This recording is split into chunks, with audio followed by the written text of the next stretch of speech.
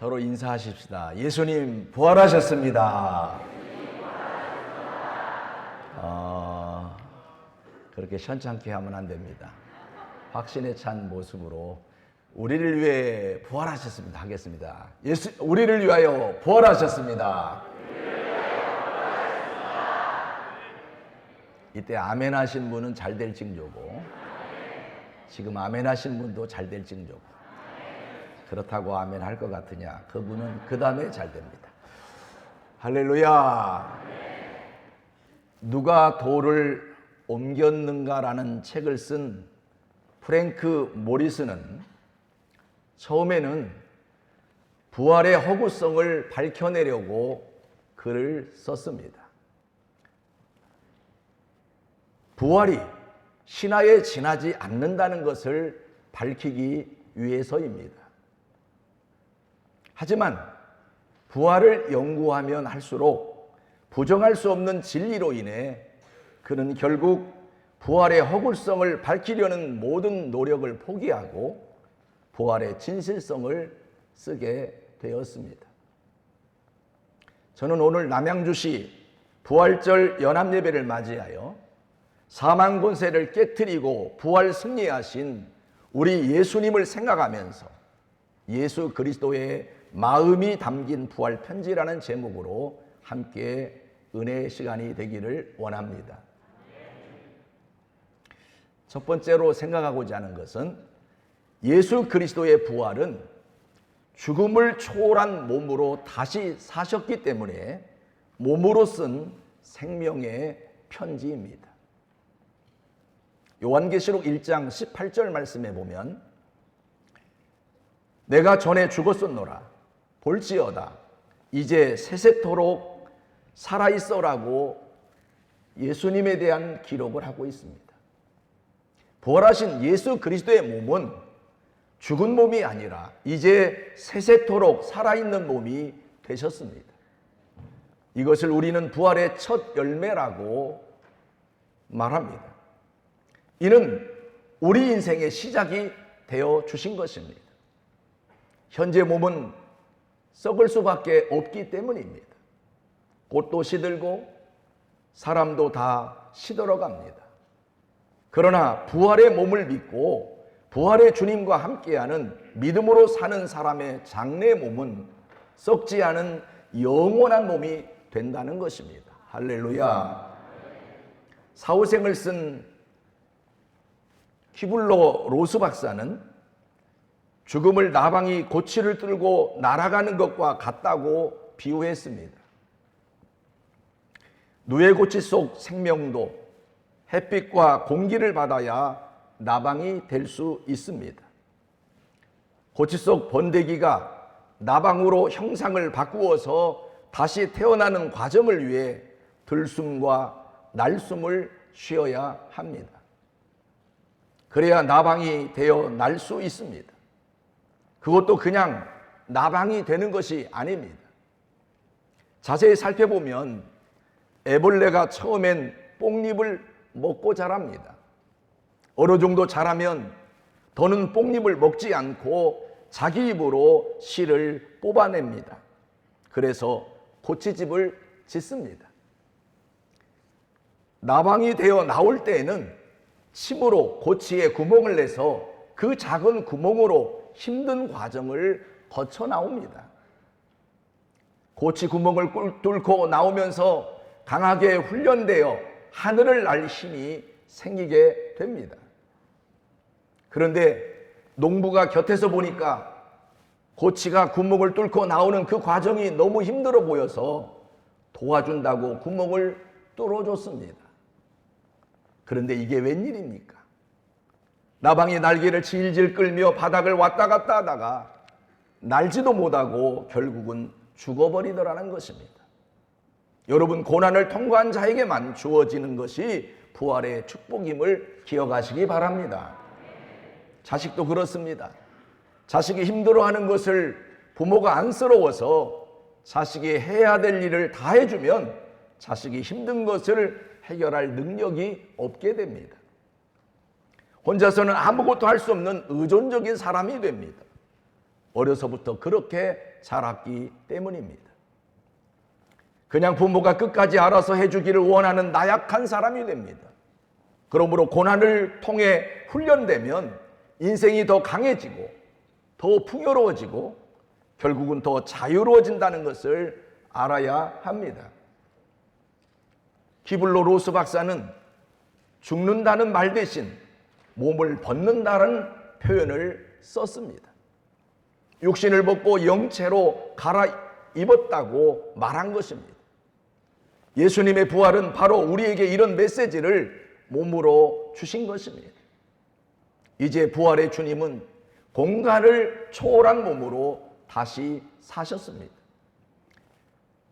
10명의 제자들이 예수님께서 부활하신 날 저녁에 유대인들을 두려워하여 문을 잠궈놓고 있었습니다. 그런데 닫힌 문 안으로 부활하신 예수님께서 들어오셨습니다. 공간을 초월한 몸으로 다시 사셨기 때문입니다. 우리도 마찬가지입니다. 현재 몸은 제한을 받지만 장래 몸은 제한을 받지 않습니다. 우리는 예수님 안에서 부활할 것이기 때문입니다. 누가복음 24장에 보면 엠마오로 내려가던 두 제자에게 부활하신 예수님께서 나타나셨습니다. 그들은 부활하신 주님과 긴 시간 동안을 길을 함께 걸으면서도 부활하신 주님을 알아보지 못했습니다. 또 11제자가 모여있던 방에 주님이 나타나셨을 때도 그들은 주님을 의심했습니다. 그때 주님은 나를 만져보라. 영은 살과 뼈가 없으되 너희 보는 바와 같이 나는 있느니라고 말씀하시며 손과 발을 보여주셨습니다. 이처럼 부활하신 주님의 몸은 그 모습을 자유자재로 할 수 있을 뿐만 아니라 형상을 초월한 몸이기 때문에 우리에게 큰 소망을 주는 것입니다. 현재 몸은 욕된 것이나 장래 몸은 영광스러운 몸이 될 것입니다. 현재 몸은 약하나 장래 몸은 강한 몸이 될 것입니다. 현재 몸은 약해서 질병이 끊임없이 찾아오지만 장래 몸은 질병과 고통이 없는 몸이 될 것입니다. 이렇게 예수님의 부활하신 모습은 생명의 메시지를 우리에게 전해준 편지인 것입니다. 믿으시기 바랍니다.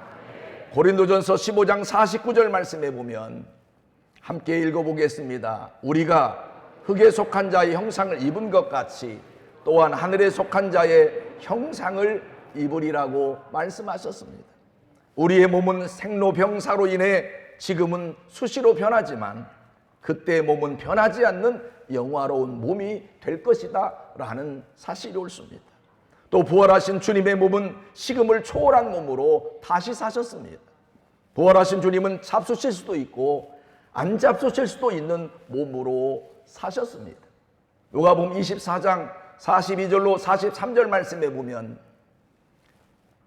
여기 무슨 먹을 것이 있느냐 하시니 이에 구운 생선 한 토막을 들이매 받으사 그 앞에서 잡수시더라고 기록하고 있습니다. 부활하신 예수님께서는 직접 생선을 잡수실 수 있는 육체로 부활하신 것이 옳습니다.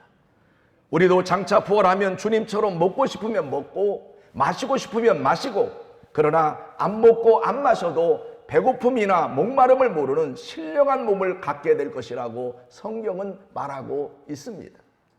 이러한 몸을 고린도서 15장에서는 부활의 몸이요 썩지 아니할 몸이요 영광스러운 몸이요 강한 몸이요 신령한 몸이라고 부르는데 이러한 몸은 마지막 재림의 나팔이 울려 퍼질 때 우리는 변화되는 것입니다. 믿으시기 바랍니다.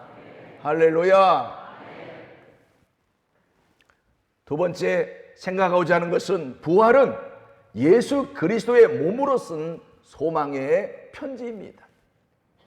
부활의 주님은 은혜의 주님으로 제자들이 실패했거나 시리에 빠져 있을 때 2번씩이나 현장에 나타나 주심으로써 부활은 예수 그리스도의 몸으로 쓴 소망의 편지입니다.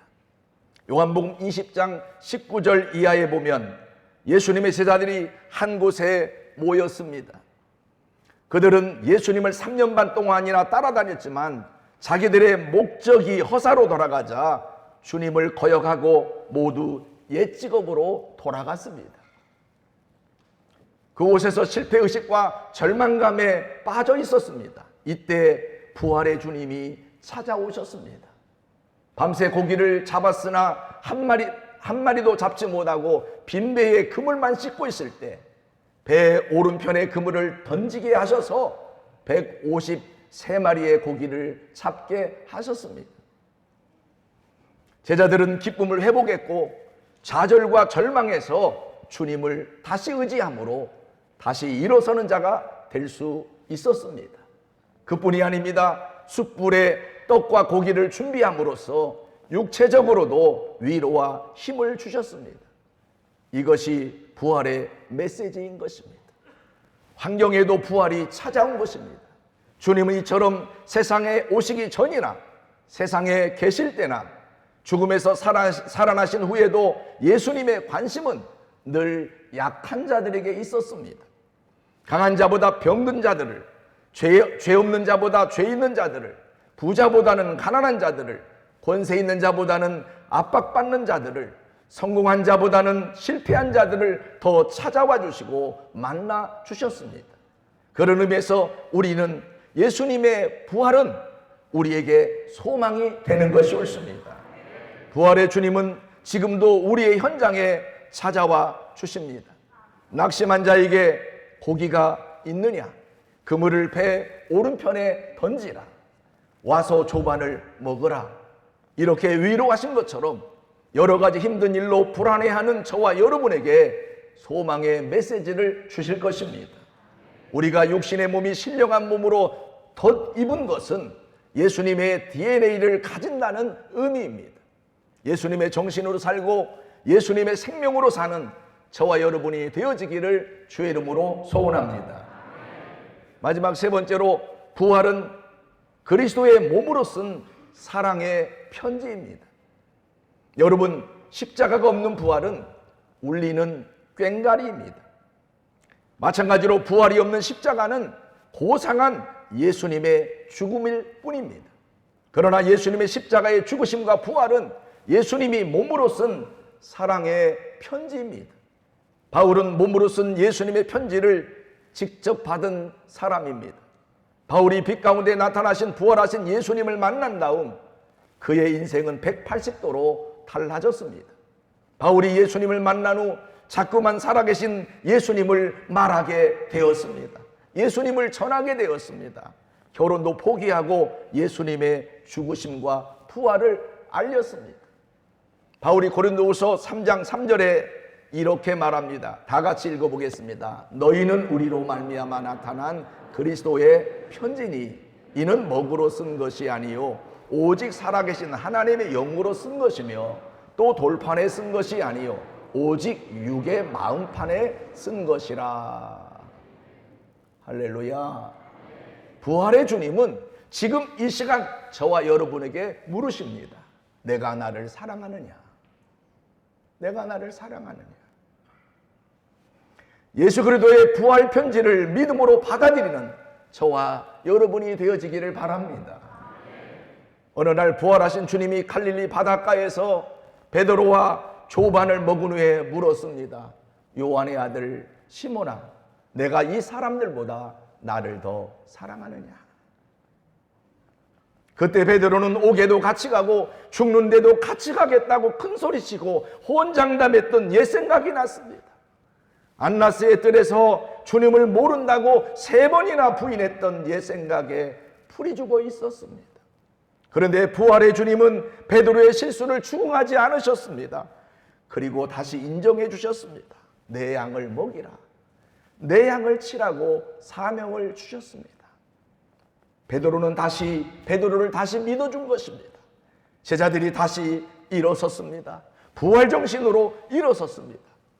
제자들은 예수님의 죽음으로 유대인을 두려워했었고 시골로 내려갔으며 가슴을 치며 슬피 울기도 했었습니다. 우울한 나라를 보내고 있었습니다. 이런 패배의식 속에 사는 제자들에게 부활의 주님께서 나타나셔서 커다란 승리의 삶을 안겨주시고 다시금 일어설 수 있도록 부활의 메시지를 주셨습니다. 지금 환경적으로 여러 가지 어려운 여건 속에 있지만 우리 모두 부활의 주님을 믿음으로 인정하고 받아들이며 내 삶의 주인으로 모시고 선포하며 살아가는 하나님의 사람이 되시기를 주의 이름으로 축원합니다. 부활의 주님을 뜨겁게 마음 가운데 모시고 강하고 담대한 믿음으로 다시 일어서는 저와 여러분이 되어지기를 주의 이름으로 축복합니다. 부활의 주님을 자랑하고 싶어서 견딜 수 없는 마음속에 용솟음이 치어지는 그런 놀라운 역사가 여러분 가운데 있게 되기를 주의 이름으로 축복합니다.